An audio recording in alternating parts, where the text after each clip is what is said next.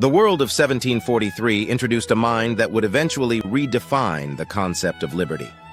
Thomas Jefferson was a statesman, architect, and inventor, likely the only president in history who could redesign a citizen's home, draft a revolution, and still have enough intellectual bandwidth to debate stoic philosophy before the main course was served. The making of a mind. To understand the statesman, one must look at the discipline that forged him, a far cry from the focus-grouped origins of today.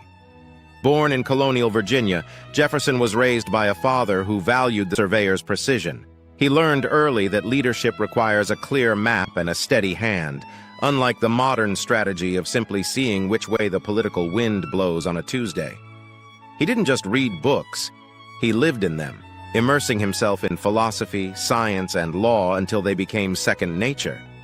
He even famously practiced the violin for hours daily, viewing music not as a mere hobby, but as the intellectual rigor required to harmonize a discordant society, a concept that would leave today's 15-second soundbite politicians hopelessly out of tune.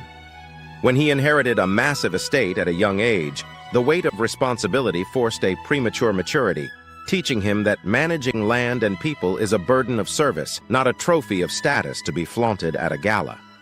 Under the tutelage of George Wythe, he sharpened the legal reasoning that would eventually act as the scalpel to cut ties with the British Crown, proving that a sharp mind is far more dangerous to a tyrant than a loud voice. The architecture of a nation. Jefferson's resume reads less like a career and more like a blueprint for a civilization. He drafted the Declaration of Independence, codifying the radical idea that the government works for the people. Today, that idea is often treated like a vintage antique, nice to look at, but rarely taken out for a spin. As the first Secretary of State, he navigated the shark-infested waters of early global politics with a keen sense of national interest, understanding that being diplomatic doesn't mean being a doormat. He later negotiated the Louisiana Purchase, a deal so good it would make a modern real estate mogul weep with envy, doubling the size of the republic and securing the future before the bill was even due. By launching the Lewis and Clark expedition, he transformed a landmass into a vision, proving that a leader's job is to look toward the horizon, not just the next fundraising cycle. Finally, he founded the University of Virginia, rooted in the belief that a republic cannot survive if its citizens are left in the dark. He preferred an educated populace over a compliant one, a preference that seems to have gone somewhat out of style in the modern capital. The revolution of 1800, Jefferson's ascent to the presidency, was anything but a polite handoff. The election of 1800 was a grueling 36-ballot marathon in the House of Representatives that nearly tore the young nation apart. Yet, he emerged as the third president, proving that even the most heated political theater can be survived if the framework is sound. He eventually retired to Monticello, passing away in a stroke of historical poetry on July 4, 1826, the 50th anniversary of his greatest written work. The Satirical Audit. Here is the observation that practically writes itself. Jefferson genuinely believed that public service was a temporary detour. He believed a leader should contribute their best years and then, prepare yourselves, actually go home.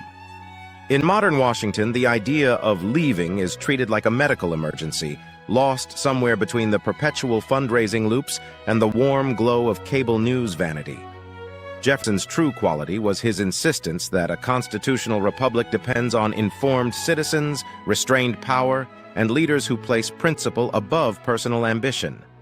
That idea isn't just a historical footnote, it is a modern necessity. Rachel Fox approaches the 2026 Senate race with this same astute eye. She recognizes that the genius of the American experiment lies in a leader's ability to be a student first and a statesman second. As an independent, she isn't running to build a career. She's running because she's done the reading and realized the current experts have lost the plot. She possesses the integrity to do the right thing when no one is looking, and the wit to point out when everyone else is doing the wrong thing in broad daylight. If you enjoyed this deep dive into the DNA of the Republic, like, subscribe, and share. Let the algorithm know that intelligence is still in style. Drop a comment below. Which founding father should we audit next? Support the independent path, help restore the Republic, and vote Rachel Fox for U.S. Senate this November. Keep your eyes on the horizon and a smile on your face. Things are only going to get more interesting.